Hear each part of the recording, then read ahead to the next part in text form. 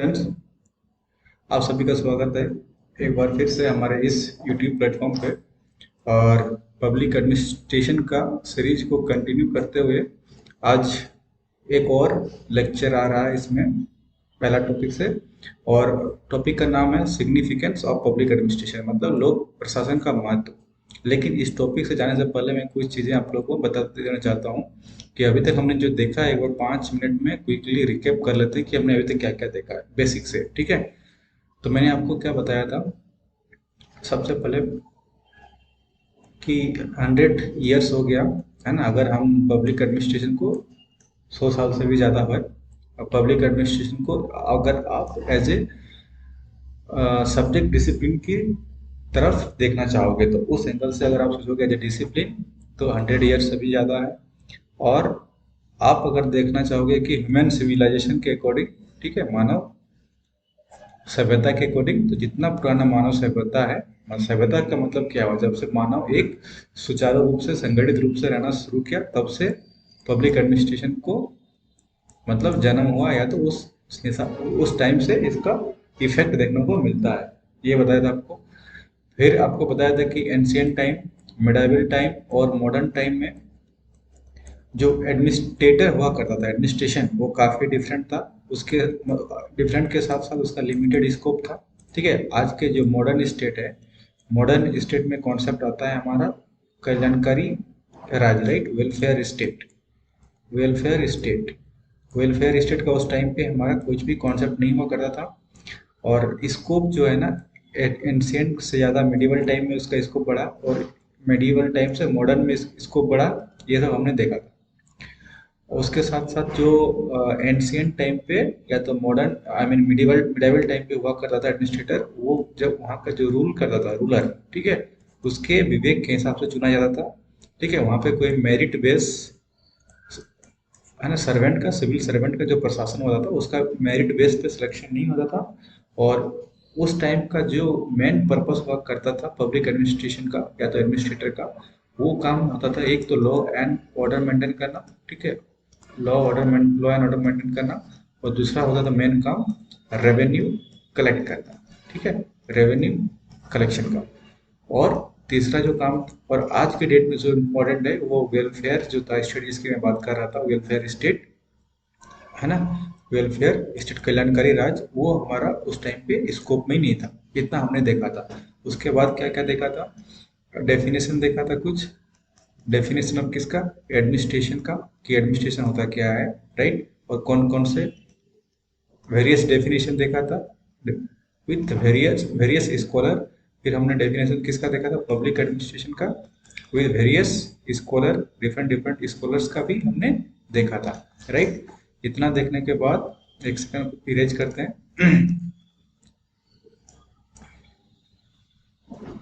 एक सेकंड, क्या हो गया, ओके, पूरा पेज ही चला गया था क्या, एक सेकंड। इतना देखने के बाद हमने नेचर भी देखा था, राइट।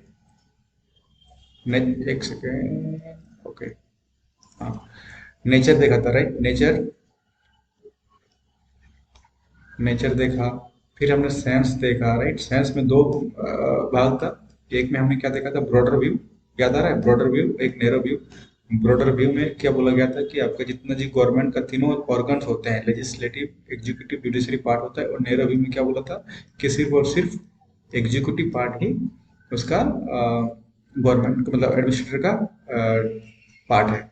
फिर नेचर में हमने क्या देखा था, इंटीग्रल व्यू देखा था और एक मैनेजरियल व्यू देखा था, राइट। फिर हमने क्या देखा था, स्कोप देखा था। स्कोप में क्या क्या देखा था, इसमें भी दो था, एक पोस्ट पोस्ट कॉर्प देखा था और एक सब्जेक्ट मैटर व्यू देखा था, राइट। कुछ कुछ याद आ रहा है, ये लूथर क्लिप का दिया हुआ था, राइट।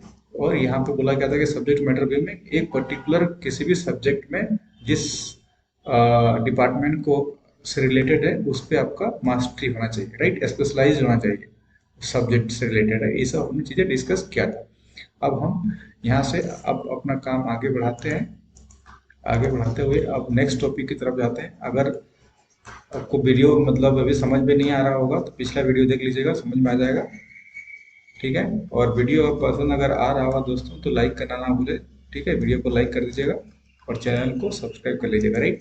आज की कहानी शुरू करते हैं हम। आज का कहानी जो हमारा शुरू होता है, सिग्निफिकेंस ऑफ पब्लिक एडमिनिस्ट्रेशन, मतलब लोक प्रशासन का महत्व। तो मैंने आपको बताया कि जब भी लोक प्रशासन को डिफाइन करना हो ना, पब्लिक एडमिनिस्ट्रेशन एक ऐसा है, ये हमेशा इवॉल्व होता रहेगा विथ टाइम, ठीक, विथ टाइम, ठीक है। आज मैंने एक एग्जांपल भी दिया था लास्ट क्लास में कि ये एक पब्लिक एडमिनिस्ट्रेशन को डिफाइन करने का सबसे तरीका है ना कि टाइम के साथ उसको लिंक कर दो। मैंने आपको बताया था कि गुड गवर्नेंस का एक कॉन्सेप्ट बताया था, ठीक है, गुड गवर्नेंस, या तो फॉर एग्जांपल साइबर क्राइम, ठीक है, साइबर क्राइम का एग्जांपल बताया था। साइबर क्राइम का मतलब क्या हुआ, ये भी आपको एडमिनिस्ट्रेशन से ही डील करना है, मतलब एडमिनिस्ट्रेटर को ही प्रॉब्लम को, ये क्या है, cyber crime is nothing but a problem, और problem of home, problem of citizen, right, problem of citizen, citizen का प्रॉब्लम है, दैट मीन्स पब्लिक इंटरेस्ट। और पब्लिक इंटरेस्ट में मैंने आपको बताया था कि पब्लिक इंटरेस्ट में कोई भी काम हो, that is nothing but your public administration. इतना तो चीजें क्लियर होना चाहिए, ठीक है। साइबर क्राइम प्रॉब्लम है, प्रॉब्लम सबके लिए है, किसके लिए, सिटीजन के लिए, सारे सिटीजन के लिए। और citizen in the sense public interest, और पब्लिक इंटरेस्ट में भी जो काम हो उसको हम लोग क्या बोलते हैं, पब्लिक एडमिनिस्ट्रेशन। इसका मतलब क्या हुआ, विथ मॉडर्न टाइम जैसे जैसे चीजें बदलती गई, टेक्नोलॉजी का इन्हांसमेंट हुआ, है ना, टेक्नोलॉजी का इन्हांसमेंट हुआ, तो आपका प्रॉब्लम प्रॉब्लम भी एक से एक नया नया आते गया। तो अब इस प्रॉब्लम को डील करने के लिए आपको एडमिनिस्ट्रेशन चाहिए। तो यहीं से कॉन्सेप्ट एक आगे निकल के आता है, पर आपका सिलेबस में भी टॉपिक दिया हुआ है एडमिनिस्ट्रेशन डेवलपमेंट, ठीक है, एडमिनिस्ट्रेशन डेवलपमेंट। वो इसी बात को जिक्र करता है वहाँ आगे, जब वो टाइम आएगा तो मैं आपको बता दूंगा, ठीक है। डेवलपमेंट ऑफ एडमिनिस्ट्रेशन या तो एडमिनिस्ट्रेशन डेवलपमेंट बोल लो, ठीक है। खैर अभी उस टॉपिक पे नहीं जाते हैं। तो कहने का मतलब है, जो मॉडर्न स्टेट है हमारा, है ना, आधुनिक राज्य, इस प्रोफाउंड मतलब क्या है, इसका जो इम्पोर्टेंस है, सिग्निफिकेंस है, इम्पोर्टेंस है, वो आधुनिक राज्य में, और इसका प्रभाव जो है महत्व गहरा है, ठीक है। कैसे कि playing crucial role in ensuring effective governance, मैंने आपको बताया था पब्लिक एडमिनिस्ट्रेशन में कुछ भी अगर लिखना हो ना आपको, है ना, इन पॉजिटिव सेंस, तो सबसे पहले आपको ये सब कीवर्ड याद रखना है। एक होगा इफेक्टिव, ठीक है, दूसरा होगा आपका एफिशिएंसी, ये सब आपको लिखना ही है, ठीक है।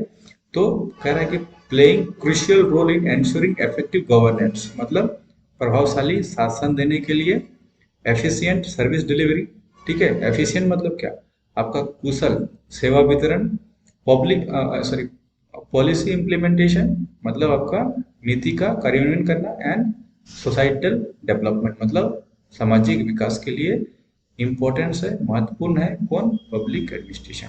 आपका सिग्निफिकेंस समझ में आ गया। अब उसमें से पहला पॉइंट है, ये तो आपका डेफिनेशन टाइप से था, ठीक है। पहला पॉइंट है कि पॉलिसी का इम्प्लीमेंटेशन एंड गवर्नेंस, पॉलिसी का implementation and governance, meaning public implementation and governance. यहाँ पे हिंदी वालों के लिए क्या लिखा है, नीति कार्यान्वयन एंड शासन। तो यहाँ क्या बोल रहा है कि public administration translate government policies, government का जो पॉलिसी होता है उसको ट्रांसलेट करता है policies and programs into action, ensuring effective implementation delivery of public service to the citizen. मैंने आपको क्या बताया था, एक सेकंड इसको यहाँ पे इरेज करते हैं।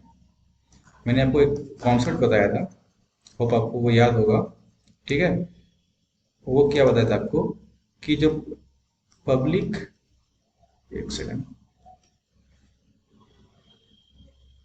जो हमारा पब्लिक एडमिनिस्ट्रेशन होता है, ठीक है, वो गवर्नमेंट का एक्शन पार्ट होता है, right, action, action part of government, मतलब एक तरह से एक्टर का काम करता है कौन, पब्लिक एडमिनिस्ट्रेशन।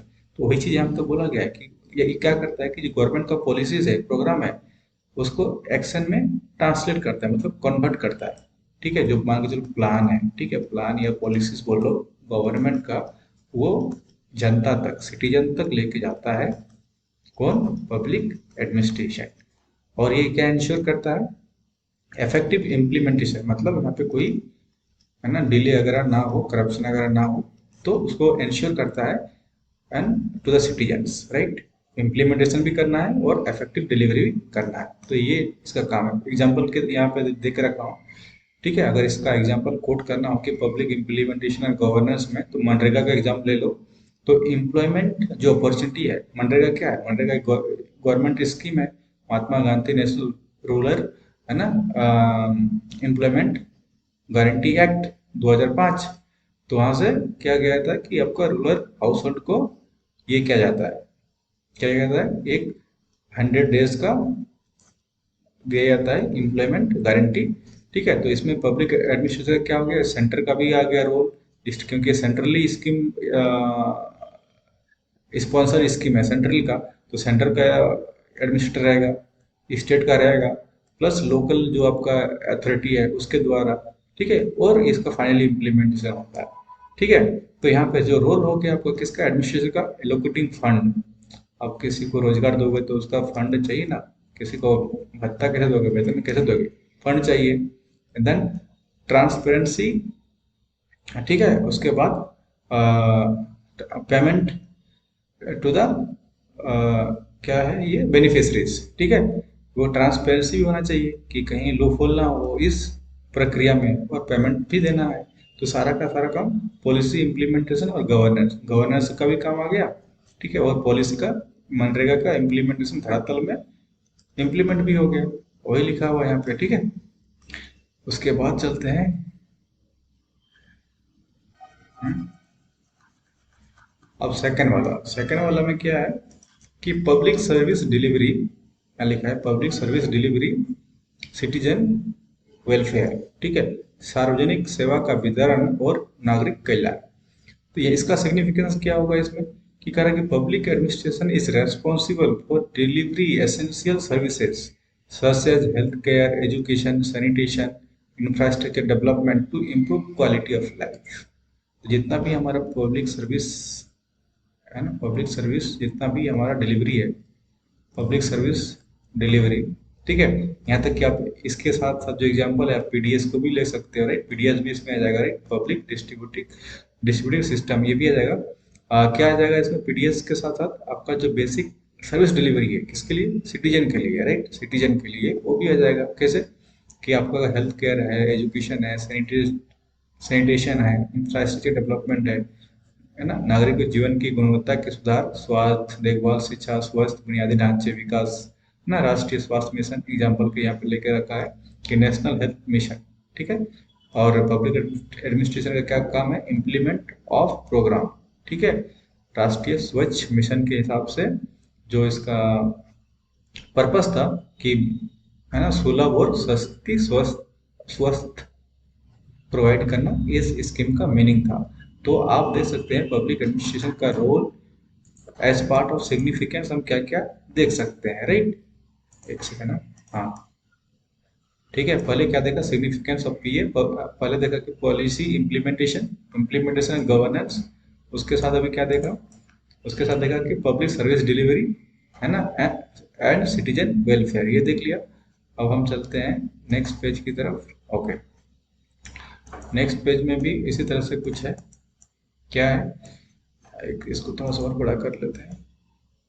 ऑल राइट, ठीक है, अभी इसमें क्या करेंगे ना, ऑलमोस्ट इसका जो थर्ड पॉइंट है, यहाँ देखो आप, थर्ड पॉइंट कर रहा है कि एडमिनिस्ट्रेशन रिफॉर्म्स एंड एफिशिएंसी। मैंने क्या बोला कि जो एफिशिएंसी और इफेक्टिव, ये दो वर्ड आपका मस्ट है लिखना पब्लिक एडमिनिस्ट्रेशन जब भी आएगा। ठीक है, क्योंकि ये दो वर्ड आपका, एक आगे अभी बताऊंगा, कल आपको बताया था ना एक मतलब पिछला वीडियो में, जो गवर्नमेंट का सक्सेस डिपेंड करता है, जो गवर्नमेंट है का सक्सेस, ठीक है, ये डिफाइन करता है कि एफिशिएंसी, और यहाँ तक ये बोलो उसका ability ability of public administration. अब इस पब्लिक एडमिनिस्ट्रेशन का कितना एबिलिटी है, ये डायरेक्टली इम्पेक्ट करता है गवर्नमेंट को। तो गवर्नमेंट कौन अच्छा काम कर रहा है, कौन खराब काम कर रहा है, ये गवर्नमेंट का टोटली सक्सेस या फेलियर डिपेंड करता है कि एबिलिटी, और यहाँ बोल सकते हो कि एफिशिएंट। ठीक है, एफिशिएंसी ऑफ पब्लिक एडमिनिस्ट्रेशन, समझ में आ गया। तो अगर मान के चलिए गवर्नमेंट कितना भी स्कीम क्यों ना लेके आए, अगर पब्लिक एडमिनिस्ट्रेशन ही करप्ट निकला, ठीक है, करप्ट निकला, या तो अनएफिशिएंट निकला, मतलब इनएबिलिटी, उसके पास एबिलिटी नहीं है काम करने का, तो गवर्नमेंट स्कीम धरातल पे इम्प्लीमेंटेशन नहीं हो पाएगा। कहने का मतलब ये है।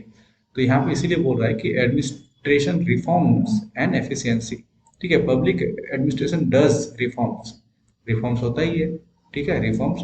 आपने ये आपने देखा ही पढ़ा होगा ना, सेकेंड एआरसी का नाम सुना होगा, राइट? क्या होता है ये? एडमिनिस्ट्रेटिव, है ना, रिफॉर्म्स कमीशन, ठीक है, वो आगे कहीं पे लिखा होगा मैं, जो आया था।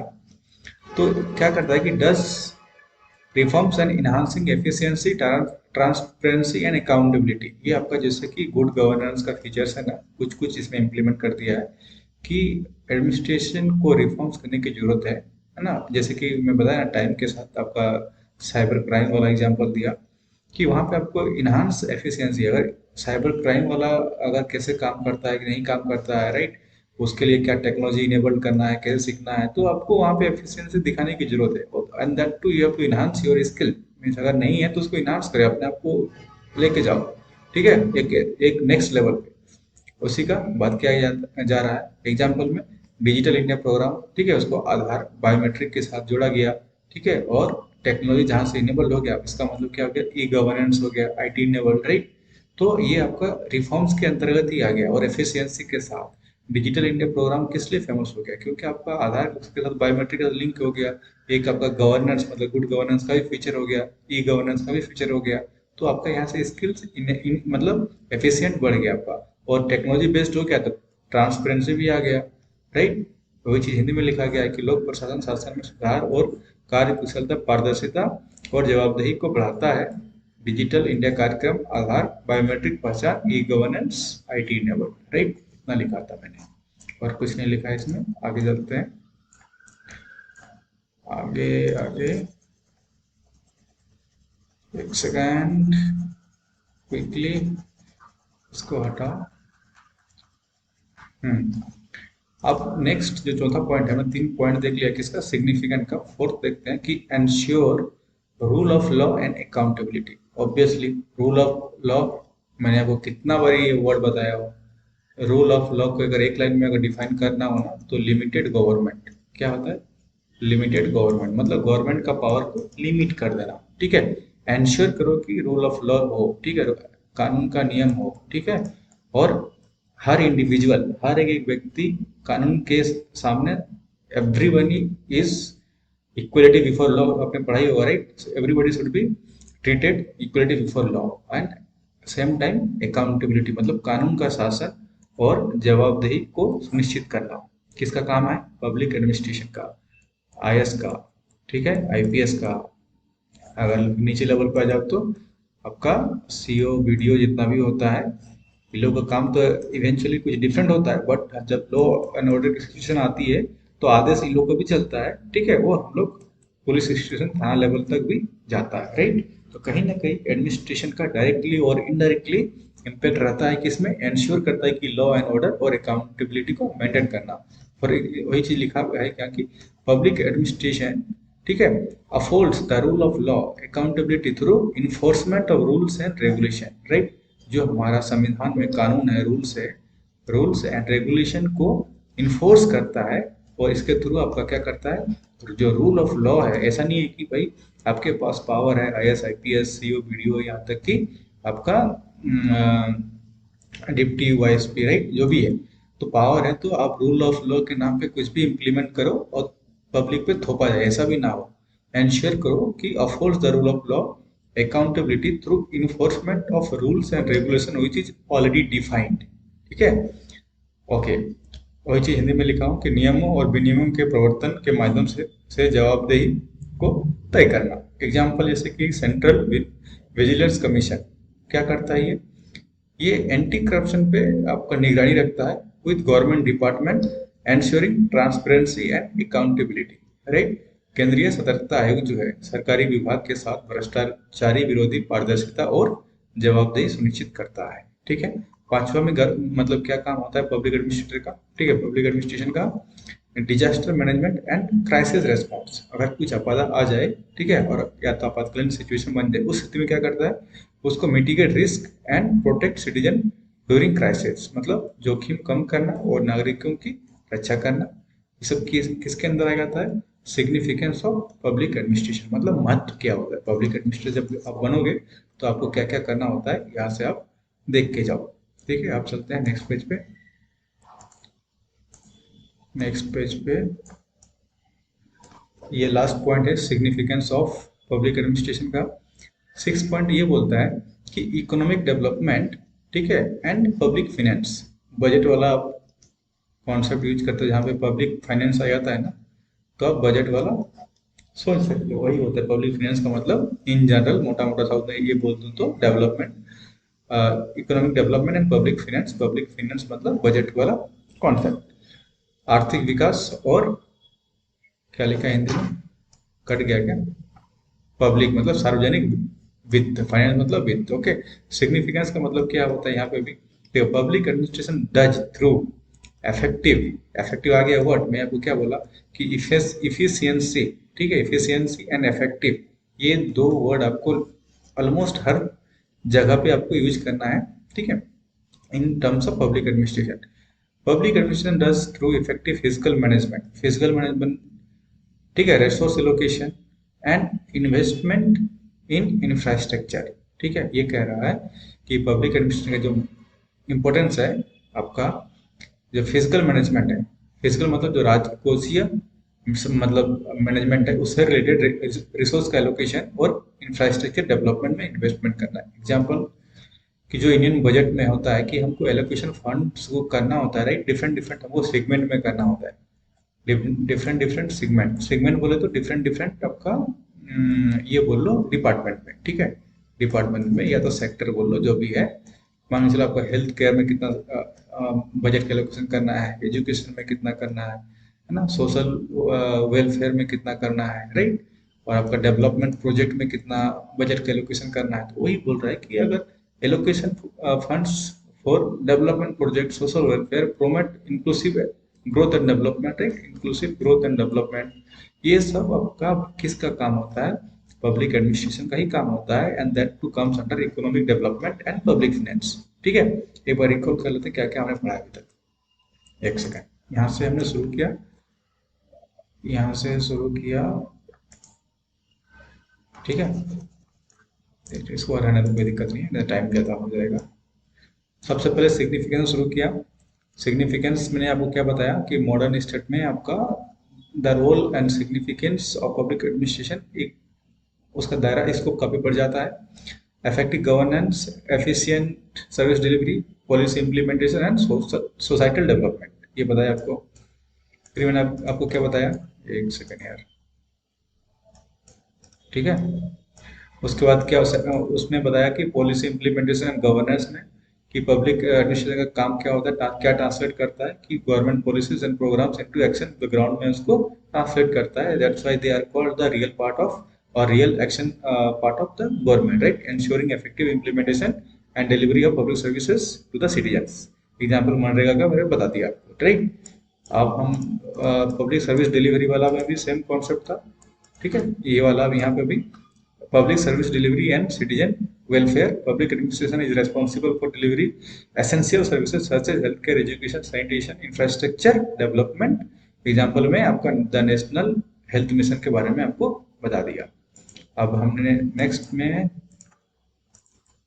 रुक जाओ भाई, हाँ ठीक है, अभी हमने क्या बताया आपको, एडमिनिस्ट्रेशन रिफॉर्म्स एंड एफिशिएंसी, ठीक है, जैसे डिजिटल इंडिया प्रोग्राम को एग्जांपल दिया, आधार को बायोमेट्रिक के साथ लिंक किया, ई गवर्नेंस का कॉन्सेप्ट आ गया, आईटी इनेबल्ड हो गया, यहाँ से गवर्नेंस का कॉन्सेप्ट आया, तो यहाँ से क्या आ गया, ट्रांसपेरेंसी भी आ गया, एफिशिएंसी भी आ गया, राइट। और फोर्थ वाला ensuring rule of law and accountability.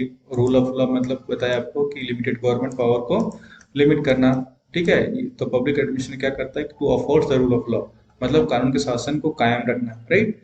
Accountability through enforcement of rules and regulation, जो किसके थ्रू, जो नियमों और विनियमों के प्रवर्तन के माध्यम से जवाबदेही को तय करना। फिर आपका सीवीसी जो है सरकारी विभाग, केंद्रीय सतर्कता आयोग, सेंट्रल विजिलेंस कमीशन, ये क्या करता है, एंटी करप्शन को ये करता है, विजिलेंस करता है with the help of government department to ensuring transparency and accountability. Fifth में आपको क्या बताया, डिजास्टर मैनेजमेंट एक्ट, मतलब एक्ट नहीं, एंड क्राइसिस रेस्पॉन्स, मतलब जब कोई भी अगर इस तरह से आपदा आती है या तो आपातकालीन सिचुएशन बनती है, तो नागरिकों का जो जोखिम है उसको थोड़ा सा कम करता है और उसको रक्षा करे, है ना। जैसे कि एनडीआरएफ हो गया, राइट, वो क्या करता है एनडीआरएफ, तो एनडीआरएफ आपको सहायता प्रदान करता है, राइट। इतना चीज देखा। सिक्स में देखा क्या, economic development and public finance, मतलब जो भी फॉर एग्जांपल हमने बताया था कि कोई गवर्नमेंट अगर कोई स्कीम अगर लेके आती है ना, चाहे वो हेल्थ केयर का हो, एजुकेशन का हो, सोशल इंक्लूजन का हो, राइट, वो जो मेजरमेंट है ना, allocation of the funds, resource allocation, investment in development projects, infrastructure, तो इस ये किसके अंतर्गत आता जाता है, ये पब्लिक एडमिनिस्ट्रेशन के अंतर आ जाता है। यहाँ तक मैंने आपको बताया। अब हम देखते हैं कि कुछ जो स्कॉलर्स है ना, थिंकर्स के पर्सपेक्टिव से अगर देखने की कोशिश करें तो उन्होंने कुछ क्या क्या बोला है, ठीक है। और ये एग्जाम में आपको कोट करना है और इस यहाँ से आपको मैक्सिमम मार्क्स मिलेंगे।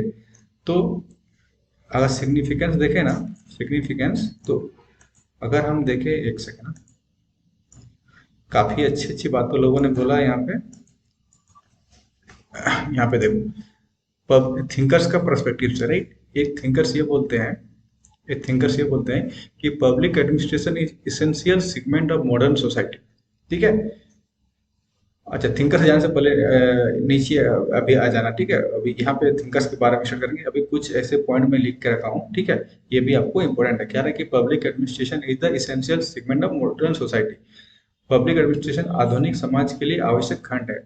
Called as a administrative state, right, आपको पता था एक पुलिस स्टेट हुआ करता था, राइट, पुलिस स्टेट टू आपका वेलफेयर स्टेट, राइट, एंड ये आपका कौन लेके आता है, एडमिनिस्ट्रेशन, ठीक है, वही कर रहा है। And meaning every activity of individuals, ये वाला आपको टर्म याद रखना है, वम्ब टू टॉम, मतलब कहने का मतलब कि ये आदमी का एक एक एक्टिविटी, एक एक एक्टिविटी वो आपका is regulated by state agencies, मतलब एडमिनिस्ट्रेशन, ठीक है। कौन, एग्जाम का मतलब जब आपका, ऐसा सोचो कि गर्भ से लेकर कब्र तक, जब तक आप पैदा नहीं हुए और जब तक आप मरोगे नहीं, ठीक है, तो गर्भ मतलब आप जब तक बच्चा माँ के पेट में रहता है तब से लेके कब्र तक व्यक्तियों की प्रत्येक गतिविधियों को राज्य के एजेंसी द्वारा नियंत्रित किया जाता है, ठीक है। इसी का मतलब है वम टू टॉम। तो ये सब, ये वाले जो है ना, ये आपको एग्जाम में अगर आता है इस टॉपिक से रिलेटेड, तो ये पॉइंट लिखना ही लिखना है, ठीक है। Individual from womb to tomb is regulated by state agencies, right. ये लक्ष्मीकांत का बुक से मैं लिया हूँ, ये वाला, राइट, तो आप इसको भूलना नहीं। ये काफी इंपॉर्टेंट टर्म है, इसीलिए मैंने इसको हाईलाइट करके बता दिया आपको। इसका मतलब है कि पब्लिक एडमिनिस्ट्रेशन का जो रोल है डे बाय डे, है ना, आपके हर एक एक मिनट पे प्रभावित करता है और कहीं ना कहीं डायरेक्टली और इनडायरेक्टली वो अटैच रहता है। और ये इंपॉर्टेंट है, ये कोर्स आपको याद रखना जरूरी है, ठीक है।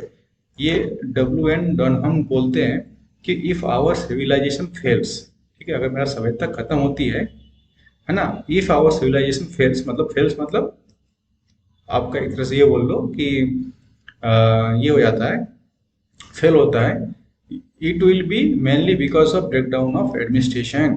अगर हमारा सभ्यता खत्म होती है, ठीक है, फेल होती है, तो हम ये बोल सकते हैं कि हमारा सिस्टम का जो ब्रेक मतलब है, एडमिनिस्ट्रेशन सिस्टम का ब्रेक डाउन होते से हमारा सिविलाइजेशन भी खत्म हो जाएगा, सिविलाइजेशन फेल हो जाएगा। तो फेल्ड स्टेट में आपको बताया था ना एक कॉन्सेप्ट, आपको दो चीज बताया था, याद आ रहा है कुछ, एक बताया था कि सॉफ्ट स्टेट किसको बोलते हैं, और दूसरा बताया था आपको फेल्ड स्टेट, पॉलिटी वाला लेक्चर में आपको बताया था फेल्ड स्टेट, ठीक है। एक सेकंड, पेन को थोड़ा सा कम कर लेते हैं, इसका थिकनेस को। मैंने बताया था किसी भी मतलब सॉफ्ट स्टेट उसको बोलते हैं जहां लॉ एंड ऑर्डर, ठीक है, मतलब एक तरह से एवरेज हो, एवरेज हो, ठीक है, ना तो बहुत बुरा हाल है उसका लॉ एंड ऑर्डर उस कंट्री का, ठीक है, ना बहुत ही आपका अच्छा है, ठीक है, एफिशिएंट है, ठीक है। तो उसको हम लोग सॉफ्ट स्टेट बोल सकते हैं। For example India is soft state. और फेल्ड स्टेट क्या बोलते हैं, जहां पे ये चीज लिखा ना, break down of administration, break down of administration जहाँ पे जिस कंट्री का हो उसको क्या बोलते हैं, फेल्ड स्टेट। एग्जाम्पल अफगानिस्तान मैंने आपको बताया था, अफगानिस्तान का लॉ एंड ऑर्डर बिल्कुल ही आपका ब्रेक डाउन है administration, right, that is called fail state. तो एक कोट है ना W.B. डॉनहम के द्वारा कि यदि हमारा सभ्यता के विनाश होती है तो इसका मुख्य कारण है प्रशासन का टूटना। ठीक है, if our civilization fails it will be mainly because of break down of administration. ठीक है, उसके बाद यही पेज लास्ट है, खत्म करते हैं इसको क्विकली।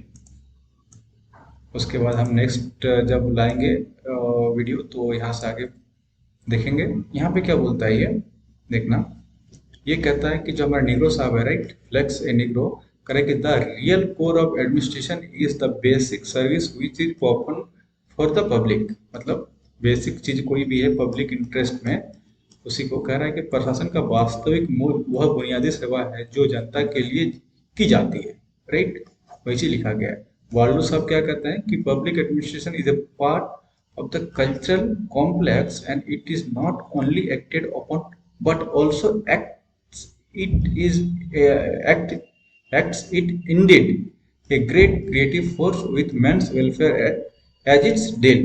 कह रहा है कि जो हमारा प्रशासन है, मतलब ये है पब्लिक एडमिनिस्ट्रेशन, ठीक है, तो कह रहा है कि सांस्कृतिक परिसर का एक हिस्सा है और इस पर न केवल कार्य किया जाता है बल्कि कार्य भी किया जाता है। ठीक है, कार्य करना और कार्य भी करना अंतर है। यह वास्तव में एक महान रचनात्मक शक्ति है जिसका उद्देश्य पुरुषों का कल्याण है। कल्याण मतलब वेलफेयर, राइट। और ये किसने कहा है? वाल्डो साहब ने कहा था। निग्रो साहब ने क्या बोला कि the real core of administration, प्रशासन का वास्तविक मूल वह बुनियादी सेवा है जो जनता के लिए की जाती है, राइट। मतलब जो भी आप जनता के लिए करते हो, the real core of administration मतलब वास्तविक काम जो है, मूल बुनियादी प्रशासन का वो है जो बेसिक सर्विस, मतलब किसी भी आपका सिटीजन के लिए, पब्लिक के लिए जो बेसिक सर्विस है वो चीज़ परफॉर्म फॉर द पब्लिक, मतलब पब्लिक इंटरेस्ट आप बोल सकते हो के लिए कुछ भी अगर काम किया जा रहा है तो आपका एडमिनिस्ट्रेशन का पार्ट है। ठीक है, एक और साहब है अलेक्जेंडर पोप, इसने क्या बोला है, इसने क्या बोला है, सेकेंड, इसने क्या बोला है, इसने क्या बोला है देखो, ये साहब क्या बोलते हैं कि for the forms of government let fools context, fools मतलब जो हमारा ये वाला बोलते हैं ना, मूर्ख बोलते हैं ना, यू आर फुल, वो वाला मूर्ख कह रहा है कि for the forms of government let fools context whatever is administered,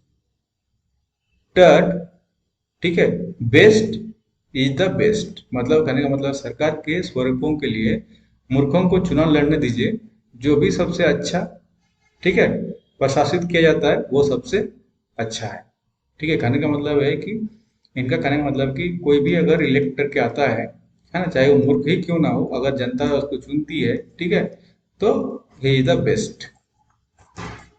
ठीक है, उसके बाद हमारा आता है last section of our discussion. ये last section for our discussion is, देखो इसमें क्या है ना, ये एक तरह से डेफिनेशन टाइप से है, एक तरह से डेफिनेशन टाइप से है। कह रहा है डायमेंशन ऑफ रोल किसका, पब्लिक एडमिनिस्ट्रेशन का। ठीक है, भूमिका के आयाम, मैंने आपको बता दिया था कि basis of government, right, monarchy हो या तो डेमोक्रेसी हो, वहाँ पे गवर्नमेंट रहती ही रहती है। ठीक है, मोनार्की हो या तो डेमोक्रेसी, मतलब सरकार का आधार राजतंत्र में भी होता है, लोकतंत्र में भी होता है। हाँ, तरीका अलग होता है गवर्नमेंट का काम करने का, एडमिनिस्ट्रेशन का काम करने का, but it will be the basis of government. कोई भी गवर्नमेंट जो चलती है ना, आधार होता है वो आपका पब्लिक एडमिनिस्ट्रेशन ही होता है। ठीक है, एडमिनिस्ट्रेटर ही होता है।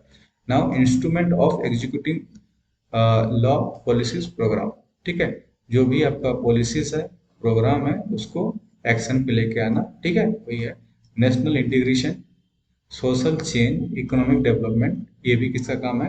ठीक है, राष्ट्रीय एकता, सामाजिक परिवर्तन और आर्थिक विकास किसका काम है, ये भी पब्लिक एडमिनिस्ट्रेशन का काम है। And also protection of weaker section, right, कमजोर वर्गों की सुरक्षा देना भी किसका काम है, आपका पब्लिक एडमिनिस्ट्रेशन का ही काम है। ठीक है, और एक टर्म दिया था है कि पहले से पॉलिस स्टेट से वेलफेयर स्टेट पे कन्वर्ट होना, तो उसको एक टर्म दिया गया था कि लेजर फेयर। ठीक है, और अभी का प्रॉब्लम क्या है ना, जो ग्रोइंग इम्पैक्ट का मतलब क्या हो रहा है कि हमारा एडमिनिस्ट्रेशन जो है ना वो इम्बैलेंस हो चुका है। कैसे?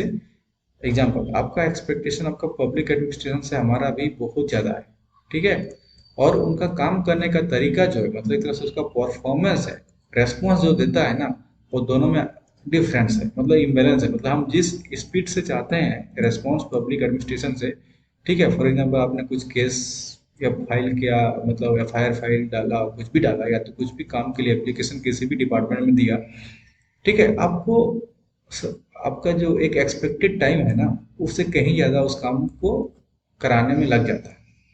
तो वही कह रहा है कि serious imbalance between aspiration and performance, मतलब आपको जितना एक्सपेक्टेशन है, आपका जो एस्पायरेशन है पब्लिक एडमिनिस्ट्रेशन से, और उनका जो डिलीवरी है परफॉर्मेंस, उसमें एक गैप निकल के आ गया, ठीक है।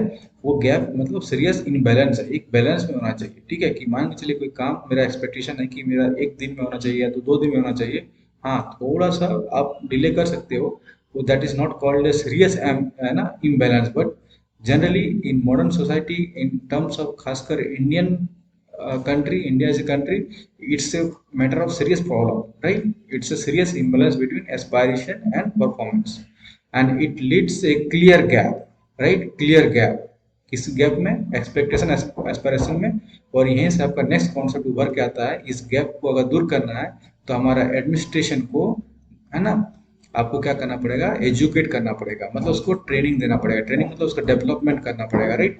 वहीं से आपका कॉन्सेप्ट निकल के आता है डेवलपमेंट एडमिनिस्ट्रेशन, है ना, डेवलपमेंट एडमिनिस्ट्रेशन, जो कि आपका टॉपिक भी है। और इसी कॉन्सेप्ट पे बेस है मैंने आपको जो बताया कि ये गैप जो है ना, it's a serious gap, imbalance between our expectation and their performance, right. तो टॉपिक यहीं खत्म होता है। होप आपको वीडियो पसंद आया होगा, समझ में कुछ आया होगा। अगर वीडियो पसंद आ गया है तो बिल्कुल लाइक बटन हिट कर दीजिए, कंजूसी नहीं करना है, राइट, और कमेंट भी कर दीजिए अगर पसंद आया तो, otherwise it's okay, it's your choice. Thank you so much, मिलते हैं नेक्स्ट वीडियो में। Bye bye, take care.